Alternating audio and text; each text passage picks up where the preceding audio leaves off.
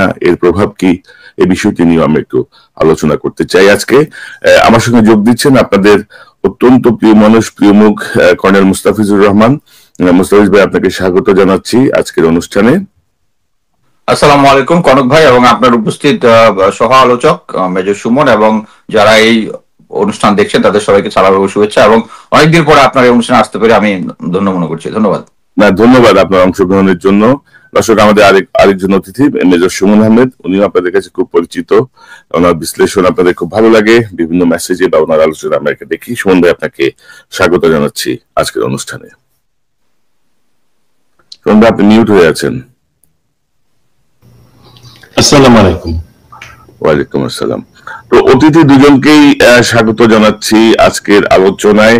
প্রথমে মুস্তাফিজ ভাই, আপনাকে দিয়ে আমরা একটু শুরু করি। এই যে ধরেন বিডিআর কে নিয়ে এই যে ধরেন যা আমরা দেখছি আর কি, এই সরকারের আসলে রিজার্ভেশনটা কোথায়? মানে যে বিচারটা প্রথমেই হওয়ার কথা, সেই বিচারটা নিয়ে তারা, আমি যেমন আজকের এই শিরোনামে আমি যে চুদুর বুদুর শব্দটা ব্যবহার করেছি, এটি আঞ্চলিক শব্দ, বাট এর মানে হচ্ছে উল্টাপাল্টা কাজ করা, নড়বড়ে থাকা আর কি। মানে এই যে উল্টাপাল্টা কাজ আমরা যেগুলো দেখছি, কারণ হাসিনার যে স্বৈর শাসনের যে সূচনা, সেই সূচনার প্রথম আঘাতটা আসছিল কিন্তু বিডিআর এর সেনা কর্মকর্তাদের হত্যাকাণ্ডের মধ্য দিয়ে। মানে হাসিনার সূচনাটা ছিল ওইটা। তো এইটারই যদি বিচার শুরু করার ক্ষেত্রে ধরেন ইন্ডিয়ার আপত্তি থাকে, অনেক স্টেক এখনো ক্ষমতাবান বাংলাদেশে আমরা জানি। তো সব মিলিয়ে আপনি কিভাবে দেখেন এই যে এত কিছুর পরে এখন যে ঘোষণাটা আসছে, এই ঘোষণাটা কতটুকু কার্যকর হবে মনে করেন? সব মিলিয়ে আপনার একটা আলোচনা আপনাকে দিয়ে শুরু করি। ধন্যবাদ কনক ভাই। আলোচনার শুরুতে আমি যে 57 জন অফিসার এবং বেসামরিক যারা এই নির্মম একটা ঘটনায় নিহত হয়েছেন এবং পরিবার যেগুলো নির্যাতিত হয়েছেন, তাদের মৃতের আত্মার মাগফিরাত কামনা করছি, সবার জন্য সমবেদনা। এবং আমাদের একটা ব্যর্থতাও এখানে, একই সাথে আমাদের ব্যর্থতা যে আমরা তখন সেনাবাহিনীতে ছিলাম, আমরা যে লেভেলেই যাকেই আমরা দোষারোপ করি না কেন, এট দ্য এন্ড আমরা চাকরিরত অবস্থায় তাদেরকে আমরা সেভ করতে পারিনি। এটার জন্য আমাদের একটা ব্যর্থতা আছে, এটা আমরা স্বীকার করে নিয়ে আমি শুরু করছি। হ্যাঁ, ওই সময় এই জিনিসটা নিয়ে যখন এই আমাদের দ্বিতীয় স্বাধীনতা যেটা বলেছি 2024-এ, এরপরে আমরা অপেক্ষা করতেছিলাম যে এখন বিডিআর যে হত্যাকাণ্ড যেটা হয়েছে, এটার একটা সুষ্ঠু বিচার একটা হবে। আমরা আগেই সবাই জানি, এটা ডিটেলস আলোচনার কিছু নেই, যে এর আগে 3টি যে কমিটি এবং তদন্ত কমিটি যেটা হয়েছিল, তারা একটাও সবকিছুই আওয়ামী লীগ তথা শেখ হাসিনার ফরমাইশ অনুযায়ী জিনিসটা করেছে। ইভেন এখন বর্তমানে যে স্বরাষ্ট্র উপদেষ্টা আছেন লেফটেন্যান্ট জেনারেল জাহাঙ্গীর স্যার, উনি নিজে ওখানে ছিলেন এবং তখন তার ওখানে অবশ্যই কিছু লিমিটেশন ছিল, যার প্রেশার উনি নিতে পারেননি। এবং আমরা আশা করেছিলাম যে এখন যেহেতু ওই প্রেশার গুলো তার কাছে নেই, অর্থাৎ এখন জিনিসটা একটা নিরবিচ্ছিন্ন ভাবে, একটা সহজ স্বাভাবিক ভাবে একটা কমিশন গঠন হবে। এবং এর আগে আমরা 2বার ঘোষণাও দিয়েছি যে কমিশনটা হচ্ছে, এর মধ্যে আইন উপদেষ্টাও বলেছেন এবং স্বরাষ্ট্র উপদেষ্টাও বলেছেন। কিন্তু লাস্ট কিছুদিন আমরা দেখলাম, আপনি যে ওয়ার্ডটা ইউজ করেছেন যুদুর বুদুর, ওইটাই হচ্ছে পিলো পাসিং টাইপ। স্বরাষ্ট্র মন্ত্রণালয় বলতেছে, আইন মন্ত্রণালয় বলতেছে আমরা অ্যাপ্রুভাল দিয়ে দিচ্ছি, ওরা স্বরাষ্ট্র মন্ত্রণালয় এখন দেখবে, স্বরাষ্ট্র মন্ত্রণালয় বলতেছে প্রধান উপদেষ্টা ওখান থেকে অ্যাপ্রুভাল হয়। এটা একটা পিলো পাসিং টাইপ হয়ে যাচ্ছে। এটাতে মেইন যে জিনিসটা বোঝা যাচ্ছে সেটা হচ্ছে সরকার এটার ব্যাপারে আন্তরিক না, এটা হচ্ছে মেইন জিনিস। তারপরে যখন আমাদেরকে ঘোষণা দিয়ে দিল যে এটা নিয়ে হবে না, অ্যাকচুয়ালি মিলিটারি অফিসাররা স্পেশালি উই গট আউটরেজিয়াস। আমি নিজেও একটু এক্সাইটেড হয়ে গিয়েছিলাম, আমি নিজেও লাইভে এসে এটা নিয়ে অনেক সমালোচনা করেছি যে এটা দিতেই হবে। আমি পরবর্তীতে আমাদের রিটায়ার্ড অফিসার্স ফোরাম যেটা আছে, ওখানে আমি লাইভে গিয়েছি সমস্ত অফিসারদেরকে বলেছি, এবং সমস্ত অফিসার, এবং সামনে একটা নির্বাচন আছে 21 তারিখে, যারা অংশগ্রহণ করছে তারা সবাই অ্যাসিওর করেছে যে এটা নিয়ে তারা মাঠে নামবে এবং এটাকে ছাড় দেওয়া হবে না। এবং এটার পরবর্তীতেই আমরা দেখলাম যে আবার ঘোষণা দেওয়া হলো যে একটা কমিটি করা হবে। দেখেন, আগে কিন্তু করা হচ্ছে কমিশন, এখন বলতেছে কমিটি। এখানে বুঝতে হবে জনগণকে, এবং মানে আমাদেরকে যে একটা মানে ছেলের হাতের মোয়া দিয়ে ভুলাই রাখার জন্য চেষ্টা, জাস্ট ওরকম একটা অ্যাটিটিউড যে কমিটি করা হবে। ওয়াইএস কমিটি এবং কমিশনের মধ্যে বিস্তর ফারাক। কমিটি আগে যে তদন্তগুলো হয়েছিল, এগুলো ছিল কমিটি। জাহাঙ্গীর স্যারের আন্ডারে যেটা ছিল, তারা কি করছে, তারা এনটিএমসি এর কাছে কল লিস্ট চেয়েছে, তারা পায়নি। তারা অনেক সাক্ষী যারা সরকারি চাকরিজীবী এবং সরকারি গোয়েন্দা সংস্থা, সরকারি আমলা, রাজনীতিবিদ, তাদেরকে ইন্টারভিউ করতে চেয়েছে, পায়নি। হোয়ারেজ একটা কমিশন যখন হবে, মানে কমিটির কোনো আইনি বাধ্যবাধকতা থাকে না, তারা একটা নির্দিষ্ট সময়ের জন্য একটা নির্দিষ্ট সমস্যা তাদেরকে ডিফাইন করে দেওয়া হয় একটা সরকারি একটা ধারার মাধ্যমে, যে একটা আদেশের মাধ্যমে, যে আপনারা এই জিনিসটা খুঁজে বের করবেন এবং রিকমেন্ডেশন দিবেন, এবং ওই রিকমেন্ডেশনের কোনো আইনি বাধ্যবাধকতা নাই, যেটা সরকারকে পালন করতেই হবে। কমিশন যেটা যেটা আমাদের এখানে গুম কমিশন আছে, দুর্নীতি দমন কমিশন আছে, এটা একটা লং টার্ম এবং সাস্টেইন এবং এটা টেকসই একটা সংস্থা, যেটার অথরিটি হচ্ছে এই কমিশন ইচ্ছা করলে প্রফেসর ইউনূসের সাক্ষী নিতে পারবেন, তারা যদি চায়, মনে করেন যে এই ঘটনার সাথে তার কোনো সংশ্লিষ্টতা থাকতে পারে। সো এই জিনিসটার মধ্যে দুইটা পার্থক্য বুঝতে হবে। সো আমাদেরকে সেম একই, মানে ছেলের হাতের মোয়া ধরাই দিচ্ছে হচ্ছে জাহাঙ্গীর স্যারের নেতৃত্বে। এটার জন্য আমি দুঃখ পেলাম যে উনি নিজে একজন মিলিটারি অফিসার এবং উনি এই জিনিসটা খুব কাছে থেকে দেখেছেন, এবং এই সিচুয়েশনে উনি পূর্ণ সহযোগিতা করতেছেন না। বাট আমি এটা বলে রাখতে পারি আপনাকে, আমাদের রিটায়ার্ড অফিসার যারা আছে তাদের কমিউনিটিতে আমি কথা বলেছি, তারা এই জিনিসটা কমিশন না হওয়া পর্যন্ত মাঠ ছাড়বে না, এবং এটার জন্য যতদূর ডিস্টেন্স যাওয়া যায়। এবং আপনারা অলরেডি দেখেছেন, আজকে আমি মেইন স্ট্রিম নিউজে দেখলাম যে brigadier Hasan Nasir sir, lieutenant colonel Hasin sir সহ একটা বড় দল শহীদ মিনারে গিয়েছিল এবং তাদের এই কমিশন গঠনের কথা বলেছে। এবং শুধু কমিশন গঠন করলেই হবে না, কমিশনটাকে করতে হবে, কাদের দিয়ে করাতে হবে। এখন যদি একজন আওয়ামী ভাবপন্ন একজনকে জেনারেলকে যদি দেয়, বা আমলাকে বা বিচারককে দেয়, তাহলে ওটা আমরা মেনে নিব না।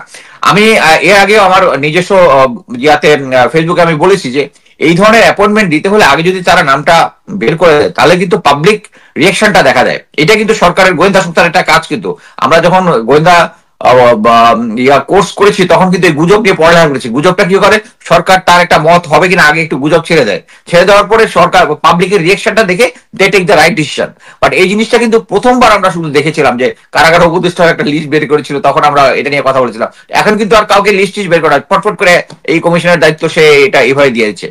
এইটা মানে হওয়া যাবে না। এখানে আরেকটা জিনিস হচ্ছে ইন্ডিয়ান হেজিমনি। ইন্ডিয়া, আমরা ধরে নিয়েছিলাম যে প্রেজেন্ট যে সিচুয়েশন আছে, এখানে আমরা একটা অ্যাডভান্টেজিয়াস পজিশনে আছি, যেখানে আন্তর্জাতিকভাবে বা ইন্ডিয়ার যে সমস্ত নেইবার গুলা তার বিরুদ্ধে আছে।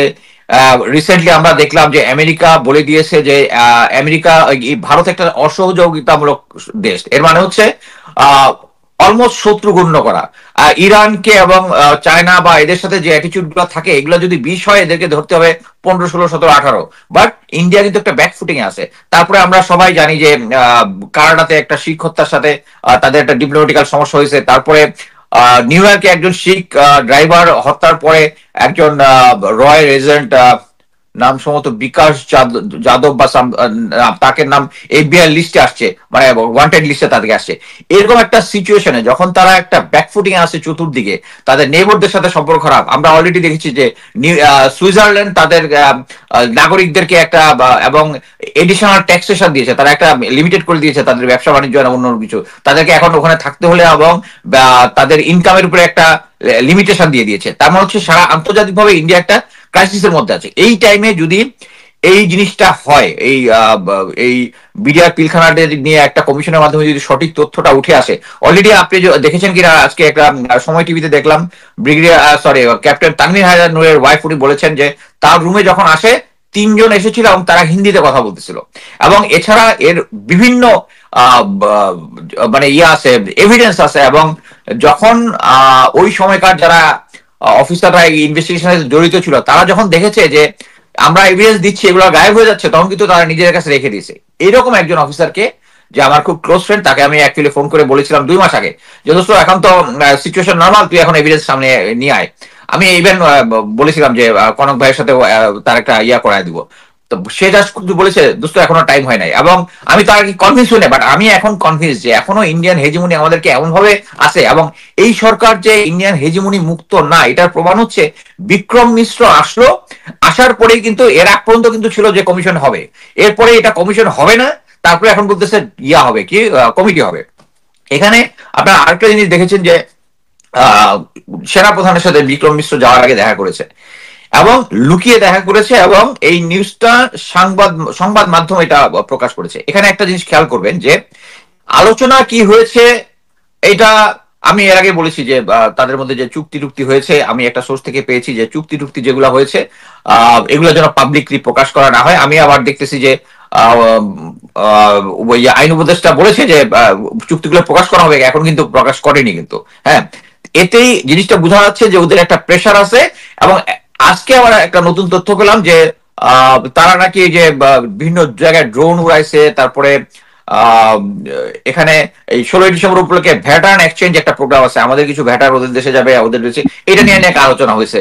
বাট এই জিনিসটা অবশ্যই বিশ্বাসযোগ্য মনে হয়, কারণ এটা সো সিম্পল একটা জিনিস, এটা ডিপ্লোম্যাটিক চ্যানেলই হয়, এখানে বাই ইন পার্সন কেন দেখা করতে হবে? তা আমার কাছে সে পরে যেটা মনে হলো যে অ্যাকচুয়ালি তারাই লুকিয়ে দেখা করাটার মানে হচ্ছে তারা জানে ইনফরমেশনটা আলটিমেটলি আউট হবে।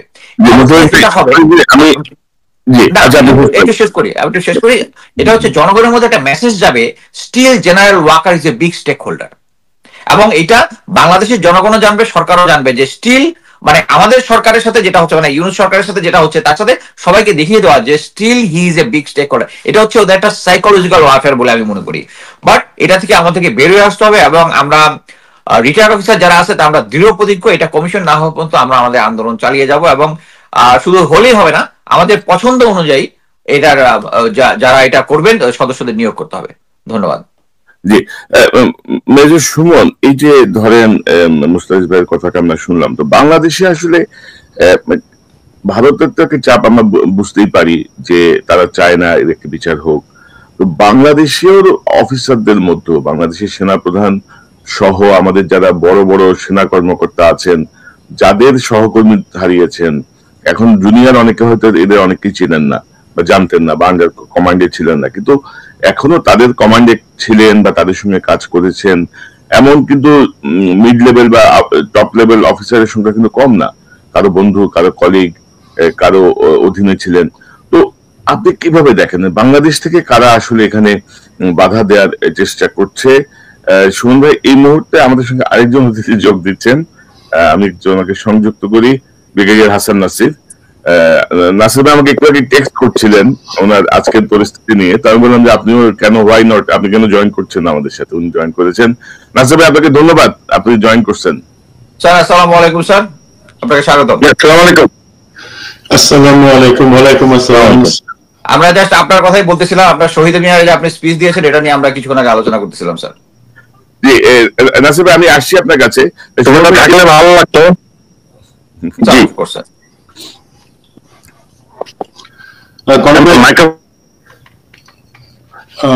আপনি যে জায়গাটাতে প্রশ্নটা করছেন, আমার মনে হয় সেই জন্য আমরা একটা একটু ব্যাকগ্রাউন্ডটা দেখে নিই যে অ্যাকচুয়ালি কেন এই কমিশন বা একটা কমিটির দাবি, সেটা থেকে আসলে আমরা বুঝতে পারবো। মুস্তাফিজ কভার করলো যে বিভিন্ন কমিটি ছিল, একটা বিচার হয়েছে, আদালতে প্রক্রিয়াধীন আছে, এই সমস্ত জিনিস আছে। বাট দেখেন জিনিসটা কিভাবে এটা তদন্ত বা বিচার হয়েছে। প্রথম কথা, এটার সাথে মাস্টারমাইন্ড যারা পলিটিক্যাল এবং প্ল্যানার্স ছিল যারা, এই আপনার আওয়ামী লীগের নেতা নেত্রী, প্রধান তৎকালীন প্রধানমন্ত্রী পতিত হাসিনা থেকে শুরু করে তারেক সিদ্দিকী, দেন নানক, মির্জা আজম, তাপস, শেখ সেলিম এবং অন্য আরো অনেকে, যুব মহিলা লীগ, যুবলীগ, ছাত্রলীগের যারা আমাদেরকে আটকে রাখছিল। এই প্রথম কথা, প্রথম পয়েন্টটা আমরা দেখতে পারলাম বা দেশের জনগণ দেখতে পারলো, এদেরকে সেফলি এই যে কোনো তদন্ত বা বিচার প্রক্রিয়া থেকে বাইরে রাখা হয়েছে। এটা একটা জিনিস ছিল। দুই নম্বর জিনিস, দেশের জনগণ দেখতে পাইলো যে যারা এই কিলিং এ অংশ নিয়েছিল, ভারতীয় এবং বিডিআর এর ভিতরে একটা অংশ, ক্ষুদ্র অংশ, যাদেরকে দিয়ে কিলিংটা করানো হয়েছে, তাদেরকেও কিন্তু এই কিলিং এর মধ্যেই 26 তারিখে এবং 27 তারিখে সেফলি দেশের বাইরে ভারতে পাঠিয়ে দেওয়া হয়েছে। আর ধরেন 800-র মতন যাদের কোনো না কোনো ভাবে সংশ্লিষ্ট আছে অথবা যারা সম্পূর্ণ নিরীহ, তাদেরকে নিয়ে বিচারটা হয়েছে। তার মানে মাস্টার মাইন্ড, প্ল্যানার, তারা বিচারের আওতায় আসে নাই। দেন সত্যিকারের কিলার বাংলা বিডিআর এর হোক অথবা সেটা ভারতের ব্ল্যাক ক্যাটস হোক, তাদেরকে সেফলি পাঠিয়ে দেওয়া হয়েছে ভারতে। এবং বিচারের নামে যে প্রহসনটা, সেটার জন্য কিছু লোক যারা ইনভলভ ছিল আর বাকি নিরীহদেরকে নিয়ে করা হয়েছে। তো সেইখান থেকে কিন্তু অসন্তুষ্ট, এবং তারপরে রায় আসছে বা অন্যান্য জিনিসগুলো হয়েছে। বাট লোকে কিন্তু তখন বুঝে নিল যে না, জিনিসগুলা অ্যাকচুয়ালি ঠিক রাস্তায় হাঁটতেছে না। কখনো লাফাচ্ছেন, কখনো দৌড়াচ্ছেন, আবার কখনো চিৎকার চেঁচামেচি করছেন, বলছেন আজগুবি সব কথা, দিচ্ছেন নানা বিভ্রান্তিকর তথ্য। বাংলাদেশ থাকবে না, থাকবে না বাংলাদেশ।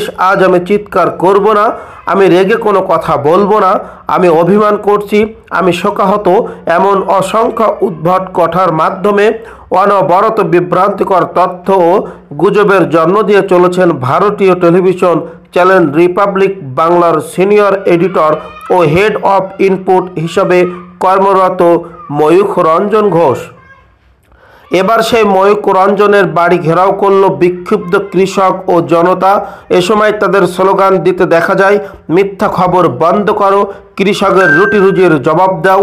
এ সময় ভারতীয় এক কৃষক বস্তা ভর্তি আলু ময়ূখ রঞ্জনের বাড়ির সামনে ফেলে সাংবাদিকদেরকে বলেন, বাংলাদেশে আমদানি বন্ধ করা এই আলু আমাদের 2-3 টাকা দরে বিক্রি করতে হচ্ছে, ফলে এই আলু আমাদের রাস্তায় ফেলে দেওয়া ছাড়া আর কোনো উপায় নেই। আর এই সব কিছুর জন্য ময়ূখ ও বিজেপি নেতা শুভেন্দু দায়ী। তিনি আরও বলেন, ময়ূখ রঞ্জন প্রতিনিয়ত মিথ্যা সংবাদ মাধ্যমে বাংলাদেশের সাথে আমাদের বাণিজ্যিক সম্পর্ক নষ্ট করেছে।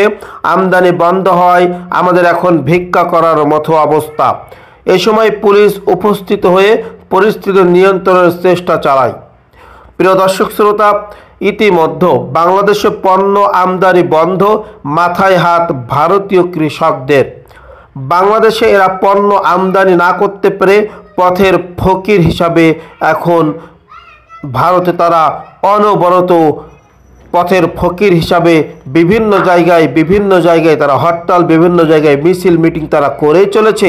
এবং ভারতের রিপাবলিক বাংলা ময়ূর রঞ্জন ঘোষের বাড়িতে তারা ঘেরাও করার জন্য কাজ চালাচ্ছে, কারণ তারা প্রতিনিয়ত বাংলাদেশের বিরুদ্ধে মিথ্যা প্রোপাগান্ডা ছড়াচ্ছে। প্রিয় দর্শক শ্রোতা, সকলকে জানাই অসংখ্য ধন্যবাদ। সবাই ভালো থাকবেন, সুস্থ থাকবেন। আসসালামু আলাইকুম ওয়া রাহমাতুল্লাহ।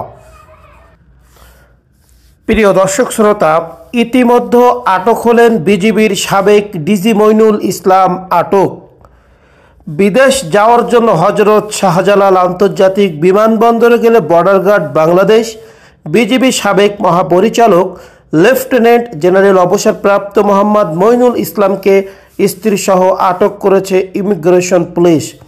মঙ্গলবার বিকালে এই ঘটনা ঘটে। জানা গেছে তাকে জিজ্ঞাসাবাদের জন্য আটক করা হয়েছে। সূত্র নিশ্চিত করেছেন, মইনুলের দেশ ত্যাগে নিষেধাজ্ঞা ছিল। শাহজালাল বিমানবন্দর কর্তৃপক্ষ সূত্রে জানা গেছে, মঙ্গলবার বিকেল 5টার দিকে মইনুল তার স্ত্রীকে নিয়ে শাহজালাল বিমানবন্দরে যান। এমিরেটস এয়ারলাইন্সের একটি ফ্লাইটে তার বিদেশ যাওয়ার কথা ছিল। পরে ইমিগ্রেশন পুলিশ তার পাসপোর্ট জব্দ করে এবং জিজ্ঞাসাবাদের জন্য আলাদা একটি কক্ষে নিয়ে যায়। প্রসঙ্গত 2009 সালের 25শে ফেব্রুয়ারি বিডিআর নতুন নাম বিজিবি বিদ্রোহ পিলখানা নৃশংস হত্যাযজ্ঞে 57 সেনা কর্মকর্তা সহ 74 জন নিহত হন। এ ঘটনায় 48 ঘন্টার মাথায় বাহিনীর মহাপরিচালকের দায়িত্ব পান মইনুল ইসলাম। তিনি ঢাকা উত্তর সিটি কর্পোরেশনের পলাতক মেয়র আতিকুল ইসলামের ভাই। প্রিয় দর্শক শ্রোতা, ইতিমধ্যে আপনারা সবাই জানতে পারলেন ডিজি মইনুল ইসলাম আটক হয়েছেন, তাকে জিজ্ঞাসাবাদ করা হবে। তিনি বিদ্রোহ পিলখানা নৃশংস হত্যাযজ্ঞের সাথে জড়িত ছিল। প্রিয় দর্শক শ্রোতা, এখানে আপনাদের মন্তব্য অবশ্যই জানিয়ে যাবেন। সকলকে অসংখ্য ধন্যবাদ। আসসালামু আলাইকুম ওয়া রাহমাতুল্লাহ। প্রিয় দর্শক শ্রোতা, ইতিমধ্যে 4 ব্যাংকের 1,60,000 কোটি টাকা এস আলমের পকেটে। বাংলাদেশের ব্যাংকের টাকাগুলো তো সব খেয়েছে এস আলম গ্রুপ। প্রিয় দর্শক শ্রোতা, বাংলাদেশ ইসলামী ব্যাংক ধ্বংসের দ্বার প্রান্তে দাঁড়িয়েছিল এস আলম গ্রুপের হাতে শেয়ার বিক্রি করার মাধ্যমে। শেখ হাসিনার অন্যতম ঘনিষ্ঠ হিসেবে পরিচিত বিতর্কিত ব্যবসায়ী গোষ্ঠী এস আলম গ্রুপ। এই গ্রুপটি সরিয়া ভিত্তিক 4টি ব্যাংক থেকে নামে বেনামে প্রায় 1,60,000 কোটি টাকা নিয়ে গেছে। ইসলামী ব্যাংক বাংলাদেশ থেকেই নিয়েছে প্রায় 85,000 কোটি টাকা। ব্যাংকগুলো থেকে নানা কৌশলে এ অর্থ সরানো হয়, আর এসব ঋণের পর্যাপ্ত জামানত না থাকায় ফেরত নিয়ে সংখ্যা দেখা দিয়েছে। ব্যাংকগুলো হলো ইসলামী bank, Bangladesh PLC, first security ইসলামী ব্যাংক, ইউনিয়ন ব্যাংক এবং গ্লোবাল ইসলামী ব্যাংক। এতদিন ব্যাংকগুলোর নিয়ন্ত্রণ ছিল এস আলম গ্রুপের হাতে। আওয়ামী লীগ সরকারের পতনের পর ব্যাংকগুলো থেকে তার নিয়ন্ত্রণ মুক্ত করে নতুন পরিচালনা পর্ষদ নিযুক্ত করে কেন্দ্রীয় ব্যাংক। সম্প্রতি বাংলাদেশ ফাইন্যান্সিয়াল ইন্টেলিজেন্স BIFU অধিক তদন্ত করে ব্যবস্থা নেওয়ার জন্য দুর্নীতি দমন কমিশন দুদক CID-কে একটি প্রতিবেদন পাঠিয়েছে। দুদক ও CID সূত্রে তথ্য জানা গেছে, ইসলামী ব্যাংক থেকে সরানো হয় 85,500 কোটি টাকা। 2017 সালে ইসলামী ব্যাংক বাংলাদেশ দখলে নেয় এস আলম গ্রুপ। দখলের পর থেকে তার নিয়ন্ত্রণ মুক্ত করার আগ পর্যন্ত ব্যাংকটি থেকে প্রায় 85,445 কোটি টাকা ঋণ নিয়েছেন সাইফুল ইসলাম মাসুদ, যা ব্যাংকের মোট ঋণের প্রায় 50%। 650টি ভুয়া কোম্পানি খুলে ব্যাংকটি থেকে বিপুল পরিমাণে ঋণ নেওয়া হয়। এসব ঋণের বিপরীতে জামানত ছিল মাত্র 4,395 কোটি টাকা। এতদিন ব্যাংকটির চেয়ারম্যান ছিলেন এস আলমের বড় ছেলে আহসানুল আলম।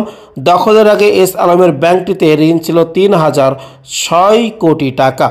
তখন ব্যাংকটির মোট ঋণ ছিল 61,641 কোটি টাকা আর আমানত ছিল 68,135 কোটি টাকা। কর্মকর্তা ছিলেন 10,000-এর কম। নিয়ন্ত্রণ নেওয়ার পর আমানত বাড়ানোর লক্ষ্যে নতুন নতুন শাখা খুলে পটিয়ার লোকদের নিয়োগ দেওয়া শুরু হয়। প্রিয় দর্শক শ্রোতা, ইতিমধ্যে বাংলাদেশ ব্যাংক থেকে শুরু করে এস আলম গ্রুপ সকল বেআইনি কায়দায় ব্যাংক থেকে টাকাগুলো সরিয়েছে। এই নিউজটি আজকে আমার দেশ পত্রিকা